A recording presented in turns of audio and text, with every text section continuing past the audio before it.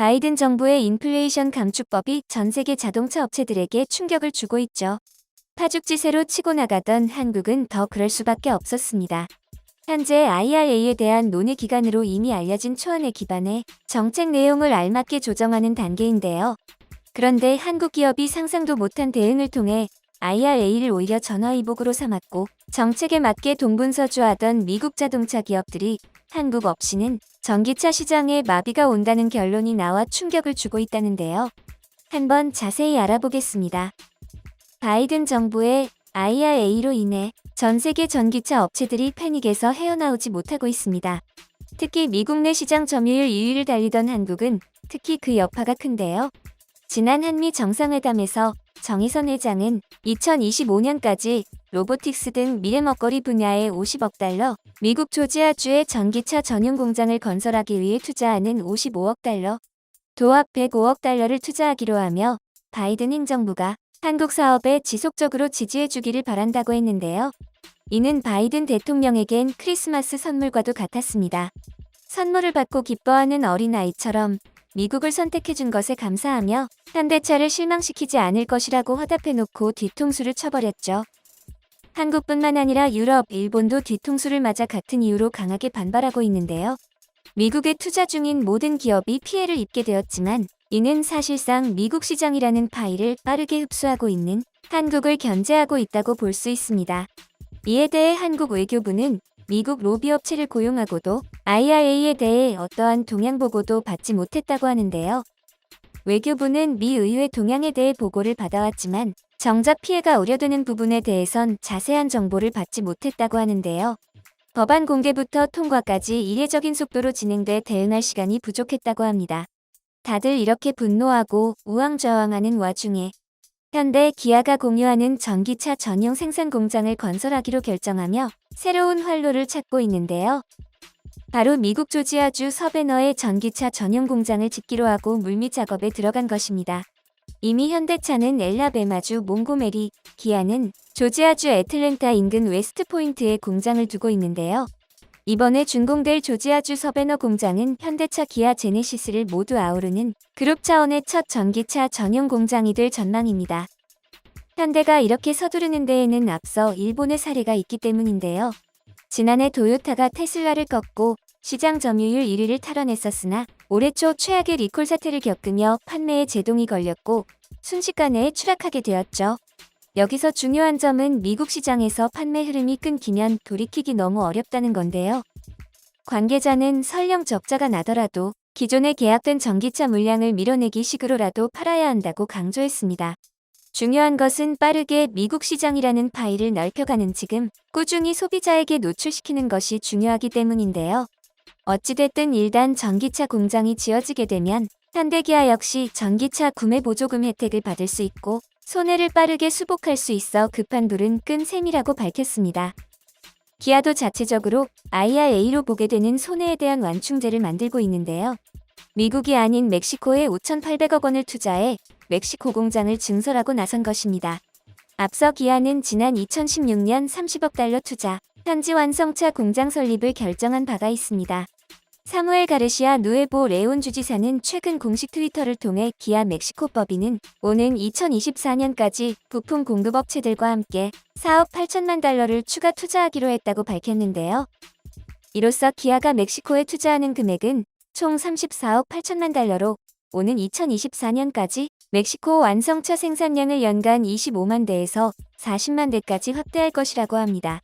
IRA 법안의 원산지 규정에 따르면 멕시코에서 생산된 전기차도 미국의 전기차 지원금을 받을 수 있어 미리 멕시코에 투자해 놓았던 기아의 해안이 빛을 발하게 된 것이죠. 추가로 멕시코는 인니와 더불어 전기차 배터리의 핵심 원료가 되는 리튬이 대량으로 매장되어 있는데요. 최근 전기차 반도체 산업이 활발해지며 리튬의 수요가 기하급수적으로 늘어난 가운데 멕시코 정부는 리튬을 국유화해 국가 주도 산업으로 육성하겠다는 포부를 밝혔습니다.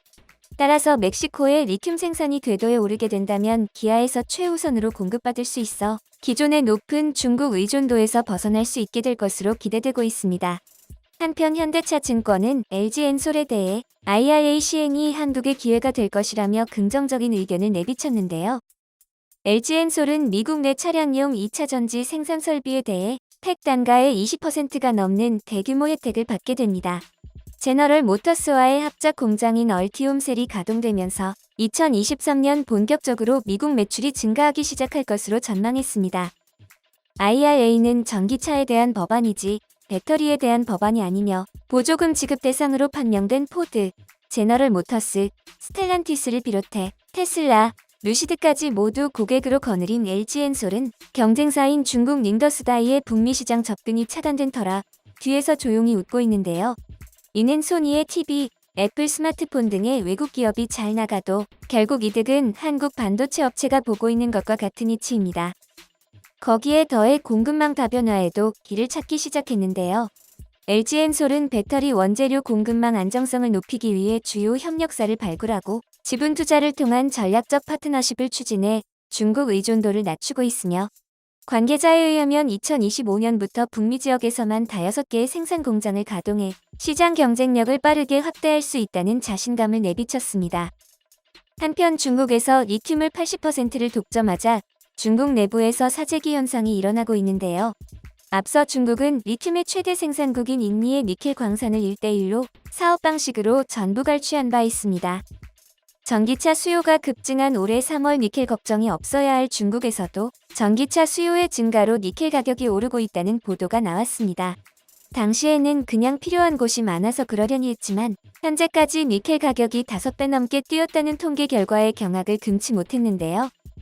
수요가 늘어남에 따라 가격이 오르는 것은 당연한 이야기지만 보유한 양에 비해 과하게 급등한 가격의 이상함을 느낀 중국 당국은 지난 16일 공업신식화부 주관 리튬 자원산업 발전 심포지엄을 열어 원인을 조사했고 중국 당국에서 조사해보니 원인은 인니에서 채굴과 제련을 담당하는 중국 업체가 막상 독점하는 걸로는 성에 안 찼는지 자국 기업을 상대로 사재기를 했다는 사실이 드러났습니다.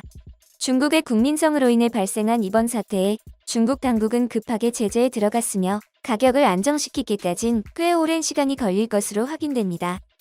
바이든이 미국 주도의 전기차 시장을 구축하기 위해 노력하고 중국이 자원 독점에 열을 올려도 결국 첨단 산업을 주도하는 것은 기술력을 가진 쪽입니다. 한국 연구진들이 또 한 번 놀랄만한 연구 결과를 공개하여 세계 전기차 업계의 시선이 한국에 집중되고 있는데요. 지난 27일 포스테골 산과학기술원 공동연구팀이 한 번 충전만으로 630km 이상을 달릴 수 있는 배터리 기술을 공개했습니다. 단 한 번의 충전만으로도 서울에서 부산을 왕복할 수 있다는 소리인데요. 전기차의 배터리 수명과 충전 속도를 결정하는 건 배터리의 음극재입니다. 하지만 음극재 배터리는 구조적 특성상 시간이 갈수록 배터리 용량이 줄어들게 되는 한계를 가지고 있는데요. 이 때문에 음극재 재료를 변화시키거나 새로운 기술을 도입해 배터리 용량을 획기적으로 늘리기 위한 시도가 이어지고 있었는데 한국 연구팀은 음극재 자체를 없애보자는 발상을 떠올렸습니다. 연구팀은 통상적으로 사용되는 카보네이트 용매 기반 전해질에 이온 전도성 기판을 더해 무음극 배터리를 만드는 데 성공했는데요. 포스텍 박수진 교수는 이번에 개발한 기술은 고용량 배터리를 오래 유지할 수 있고 음극재가 없기 때문에 폭발하거나 화재 발생이 없는 배터리를 구현할 수도 있다고 밝혔습니다. 땅이 넓어 크루즈 모드가 필수인 미국에서 꼭 필요한 성능이라 매우 뜨거운 반응을 보이고 있는데요. 이렇게 한국이 IRA라는 미로를 헤쳐나가는 동안 미국 자동차 업체는 패닉에 빠졌습니다. 포드는 지난 19일 3분기 실적 전망치를 발표하며 3분기 공급망 비용이 10억 달러 늘어날 것이라고 밝혔습니다.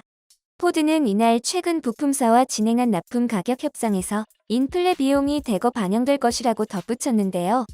상대적으로 공급망 문제를 잘 대응해오던 포드가 IRA로 인해 한계에 도달한 것입니다. 현재 수익성이 높은 SUV와 픽업 트럭이 부품 부족으로 조립되지 못하고 있으며 이에 따른 미완성 차량 재고가 3분기 말까지 최대 4만 5천 대에 달할 것이라며 엠블럼도 없을 지경이라고 합니다.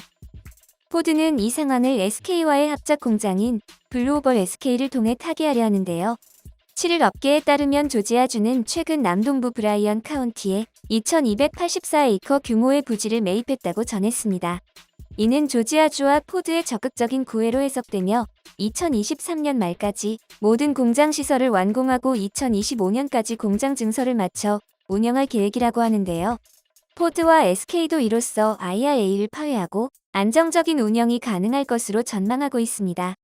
이번 위기를 대처하는 모습을 보면 한국 기업들이 바닥에서부터 어떻게 세계 시장을 주도하는 위치까지 올라왔는지 알 것 같습니다. 갑작스러운 난관에도 굴하지 않고 세계 1위를 향해 달려가는 우리 기업들을 응원합니다.